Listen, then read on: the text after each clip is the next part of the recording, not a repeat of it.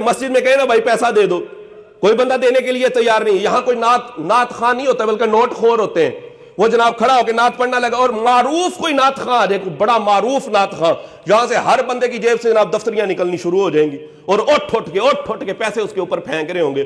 مجھے بتاؤ اس کو پیسے دینے کا کیا ثواب ہے؟ ابھی میں کہوں جناب مجھے جامعہ کے لیے عطیات چاہیے، مدرسے کے لیے پیسے چاہیے، ابھی میں کہہ دوں کہ ایک عالم دین ہے، ان کو کتابوں کی ضرورت ہے، کتابوں کی حاجت ہے. اوے بغیر کتابوں کے عالم جو ہے وہ کیسے حوالے نکال کر تمہیں دے گا؟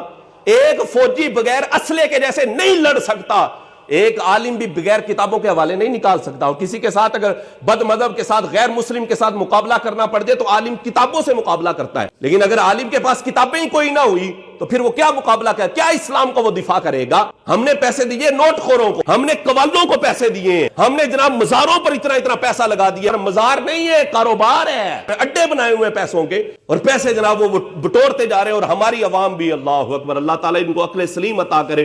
مدارس اور جامعات کی طرف دیکھیں، علماء کو دیکھیں، خدا کی قسم علماء معاش کی وجہ سے پریشان ہے. کیا وہ اسلام کا دفاع کریں جو بندہ خود روزی کی وجہ سے بیچارہ پریشان ہے؟ ایک عالم دین کے پاس کتابیں نہیں ہیں کہ وہ کتابوں سے پڑھ کر لوگوں کو دلائل دے سکے، اسلام کی حقانیت پر دلیلیں بیان کر سکے، اسلام کا دفاع کر سکے. اور ہم نے نوٹ خوروں کو جناب کروڑوں روپیہ دے دیا. آج نوٹ خوروں کے جا کے گھر دیکھیں، گھر نہیں ہے، یقین کریں محل ہے. یہاں سیالکوٹ کے اندر ایک پروگرام ہوا، قوالی ہو رہی تھی، اس قوال کے اوپر 1 کروڑ روپے ان لوگوں نے پھینک دیا. 1 کروڑ روپیہ اس قوال کے اوپر پھینک دیا گیا، نمائش کروا دی گئی. آئے ہائے، اہل سنت کا پیسہ کدھر چلا گیا؟ کدھر چلا گیا پیسہ؟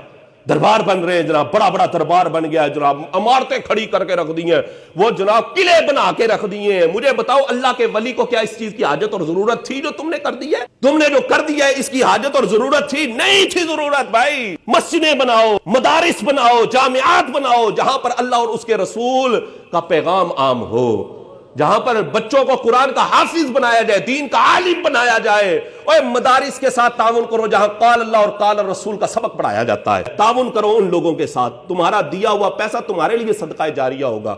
اگر کوئی بندہ مسجد کے لیے تعاون کر کے جائے گا، مر جائے گا، چلا جائے گا نا، قبر میں بھی خدا کی قسم اس کو راحت اور سکون ملے گا. جب تک وہ مسجد بنی رہے گی، جب تک اس کا دیا ہوا پیسہ مسجد میں لگا رہے گا، خدا کی قسم جو ہے قبر میں بھی بندہ پہنچے گا تو اس کو ٹھنڈی ہوا آئے گی. اور نوٹ خوروں کو پیسے دیں گے نا تو گرم ہی ہوا لبنی ہے. یہ تو ہے ہی اس قابل ہی نہیں تھے. مسجد بنواؤ، مدرسے کی خدمت کرو، مدرسے کے ساتھ تعاون کرو، کسی عالم دین کے ساتھ تعاون کرو کہ وہ کتابیں خرید، اس کے پاس کتابیں ہوں گی تو وہ دین کی خدمت کر سکے گا.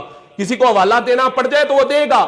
یہاں پر کوئی مسئلہ کھڑا ہو جائے نا، مسئلہ بن جائے، میں نے کہا جاؤ نا نوٹ خوروں کے پاس جن کی ڈیمانڈیں جناب وہ کہتے ہیں میں 2 لاکھ روپیہ پہلے بھیجو نا، 2 لاکھ روپیہ پہلے بھیجو تے جڑے اتے ہون گے نا وہ بھی میرے ہی ہون گے، وہ بھی میرے ہی ہون گے. 5 لاکھ 10 لاکھ روپیہ ایک محفل کا وہ لے کر چلا گیا. کیا فائدہ ہوا آپ کو؟ کیا ثواب ملا آپ کو؟